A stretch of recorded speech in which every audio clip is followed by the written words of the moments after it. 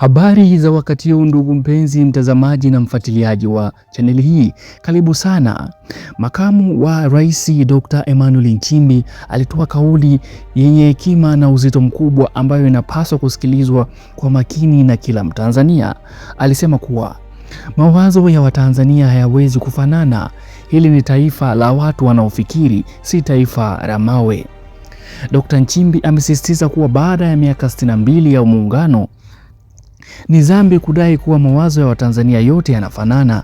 Badala yake tunapaswa kujenga utamaduni wa kuheshimu tofauti, kuvumiliana na kuendelea mbele hata tunapotofautiana. Ameongeza na sara yenye nguvu ambapo amesema Mungu afunge mageti ya Ikulu dhidi ya watu wabaya, watu wote wenye mawazo ya damu za watu. Dr. Emmanuel Nchimbi alizungumza katika mkutano au hotuba ambapo aligusia masuala ya umoja wa kitaifa na tofauti za mawazo. Alisema yafuatayo.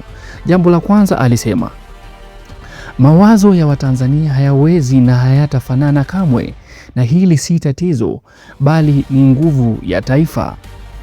Na baada ya miaka 62 ya muungano, ni ujinga kudai kuwa kila mtu anafikiri sawa.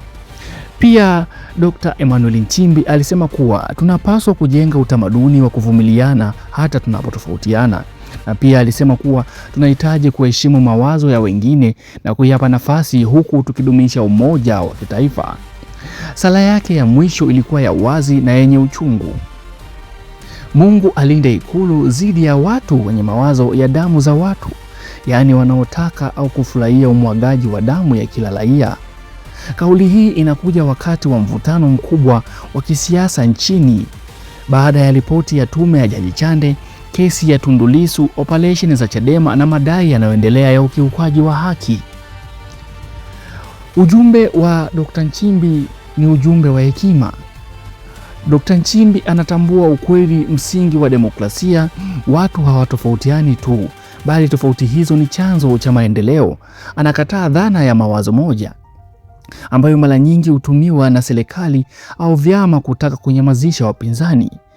Pia ujumbe wa Dr. Emmanuel Nchimbi ni uhakika wa si taifa la mawe.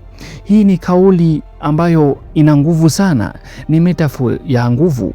Mawe hayafikiri, hayaoni, hayatofautiani. Binadamu wanafikiri, wanaona na wana mawazo tofauti.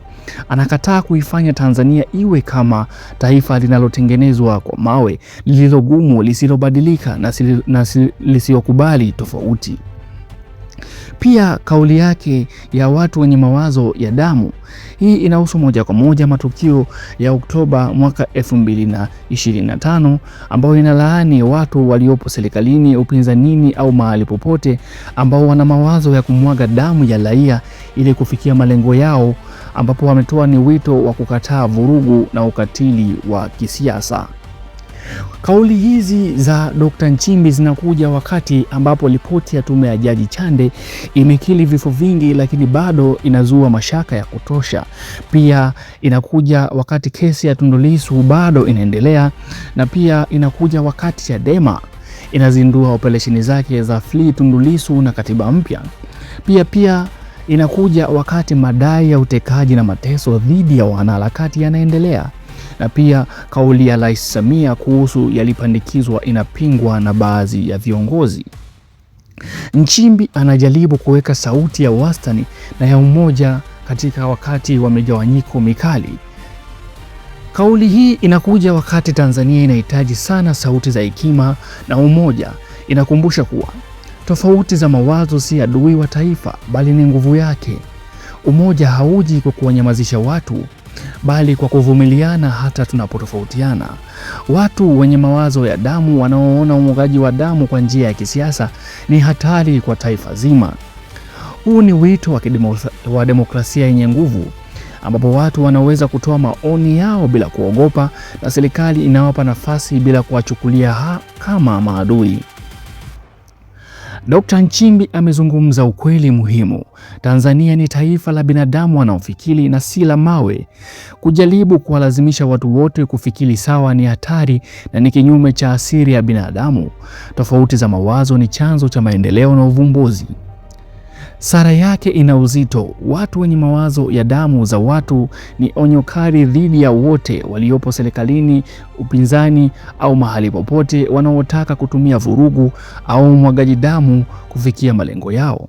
Hii inapaswa kuwa onyo kwa kila mtu anayefikiria kuwa vurugu ni njia ya kisiasa. Serikali na upinzani viingie katika mazungumzo ya kitaifa yenye hekima na uwazi ili kushughulikia jeraha la Oktoba mwaka 2025. Na pia vijana na wananchi wapewe nafasi halali ya kujieleza bila vitisho au kutiwa maneno ya kuchochea fujo. Jambo lingine ni kuwa vyombo vya usalama pamoja na mahakama viwe huru na viheshimu haki za binadamu bila upendeleo.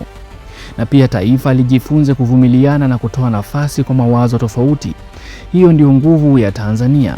Dr. Nchimbi ametoa sauti ya hekima katika wakati ambao taifa linahitaji sana hekima.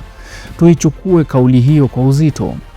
Makamu wa Rais Dr. Emmanuel Nchimbi amesema hili ni taifa la wanaofikiri na si taifa la mawe. Kauli hii inakumbusha kuwa tofauti za mawazo ni nguvu na tunapaswa kujenga utamaduni wa kuvumiliana na kuheshimiana.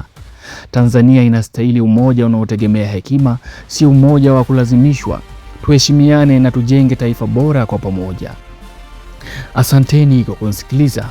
Je, nini maoni yenu ndugu wapenzi watazamaji na wafuatiliaji wa chaneli hii kuhusiana na kauli ya Dr. Emmanuel Nchimbi, makamu wa rais wa Jamhuri ya Muungano wa Tanzania, kuhusiana na hao wanaotaka kumwaga damu za watu? Wewe una maoni gani? Je, yuko sahihi au ameingia anga ambazo zitampelekea kubaya?